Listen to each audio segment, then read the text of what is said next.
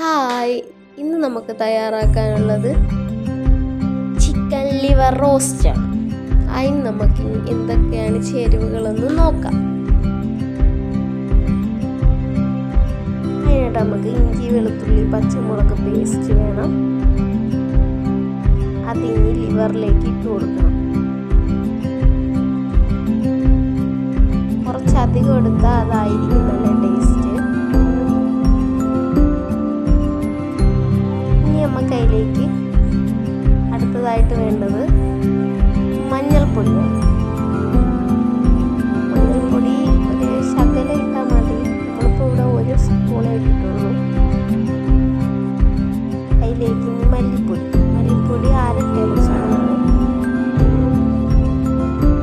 ഇനി അടുത്തതായിട്ട് മുളക് പൊടിയാണ് കൊടുക്കുന്നത്. അത് 1 സ്പൂണാണ് ഇട്ടിട്ടുള്ളത്.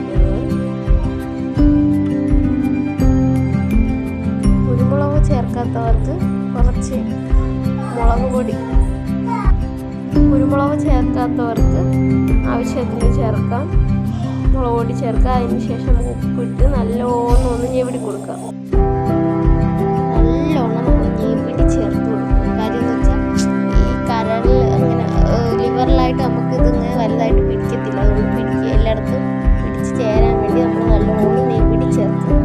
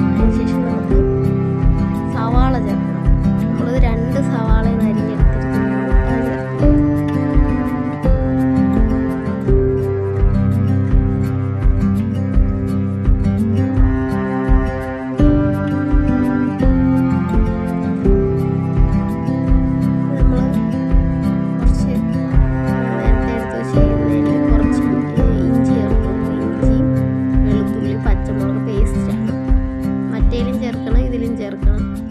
റെസ്റ്റ് ചെയ്യാൻ വച്ചേക്കണമെങ്കിൽ നേരത്തെ ചേർത്തണമെങ്കിൽ ഇതിലും ചേർക്കണം.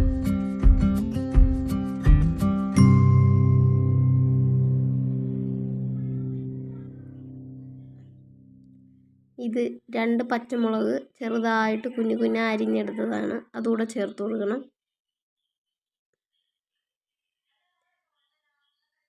നല്ലോണം ഇതെല്ലാം കൂടെ ഇളക്കി മിക്സ് ചെയ്ത് കൊടുക്കണം.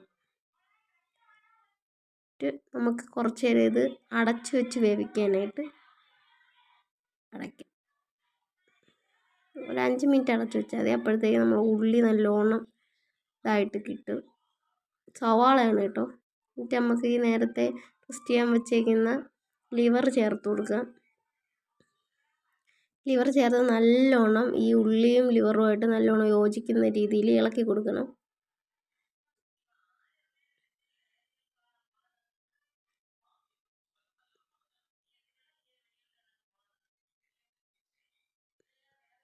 നമുക്ക് ഒരുപാട് തിളക്കാൻ പറ്റില്ല.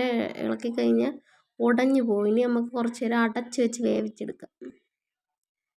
ഒരു 10-15 മിനിറ്റ് കഴിയുമ്പോൾ നല്ലോണം അടച്ചു വെച്ച് വയ്ക്കും. നമ്മളിതിനകത്ത് വെള്ളമൊന്നും അഡീഷണൽ ചേർക്കുന്നില്ല. ഇത് ലിവറിൽ നിന്ന് ഇറങ്ങിയ വെള്ളം വെച്ചാണ് ഇത് വെന്ത് കിട്ടണത്. അപ്പോൾ നമ്മൾ ഫൈനൽ ലുക്ക് ഇതാണ്. എല്ലാവർക്കും ഇഷ്ടമായെങ്കിൽ ലൈക്ക്, ഷെയർ, സബ്സ്ക്രൈബ്.